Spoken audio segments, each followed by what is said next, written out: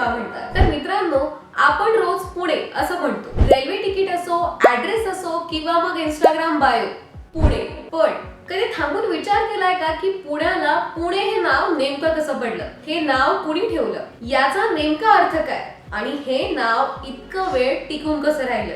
कारण भारतात अनेक शहरांची नावं बदलली गेली.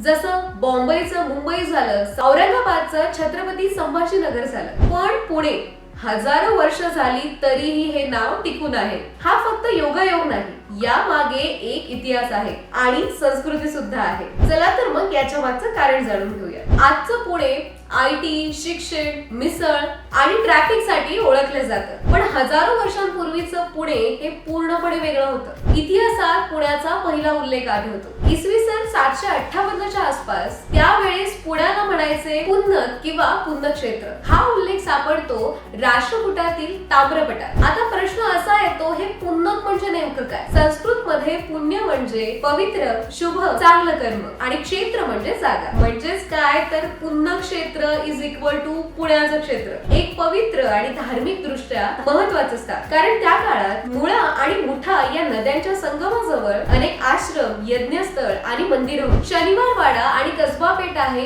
ते क्षेत्र त्यावेळी एक धार्मिक केंद्र होते. पुढे जातो इसवी सन 900 ते 1200च्या दरम्यान. हे नाव बदलून पुनवडी किंवा पुन्नक असं आढळतं आणि हे सापडतं यादव काळातील शिलालेखांमध्ये. वाडी म्हणजे वस्ती, म्हणजेच पुण्याची वस्ती. हे लक्षात ठेवा, नाव बदलत होतं पण पुण्य हा मूळ अर्थ कायम होता. आता येतो सगळ्यात महत्वाचा टप्पा, पेशव्यांचा काळ. जर पेशवे नसते तर आजचं पुणे काही औरच असतं. पेशव्यांनी पुण्याला फक्त राजधानी बनवली नाही तर राजकीय, सांस्कृतिक आणि बौद्धिक केंद्र बनवलं. त्यांच्या काळात पुणे हे नाव मराठी कागदपत्रांमध्ये, दफ्तरांमध्ये ठामपणे वापरलं जाऊ लागलं आणि इथूनच पुणे हे नाव स्थिर झालं.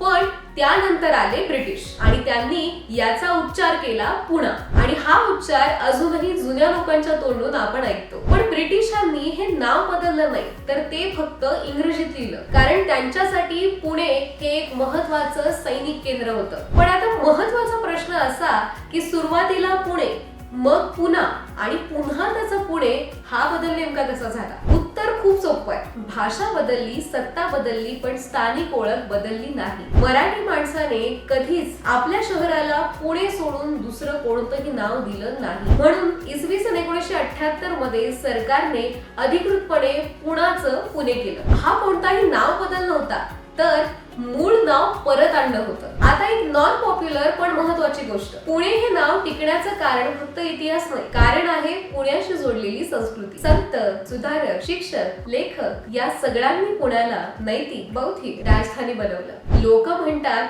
पुण्यात राहतो म्हणजे थोडं तरी संस्कारी असणार. हा नॉन स्पोकन परसेप्शन लोकांना पुणे या नावाला स्ट्रेंथ देतो. आता शेवटचा मुद्दा, आज पुणे बदलतंय. IT आलं, मायग्रेशन वाढली, भाषा मिसळली, पण नाव अजूनही टिकून आहे. कारण पुणे हे फक्त शहराचं नाव नाही, ते एक आयडिया आहे आणि एक आयडेंटिटी आहे. म्हणून पुण्याला पुणे हे नाव पडलं आणि ते अजूनही तसंच आहे.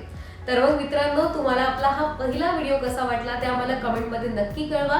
भेटूया पुढच्या व्हिडिओमध्ये एका नव्या शहरासोबत. तोपर्यंत व्हिडिओला लाईक करा, शेअर करा आणि तुमच्या आवडत्या प्लॉट गेअरला सबस्क्राईब करा.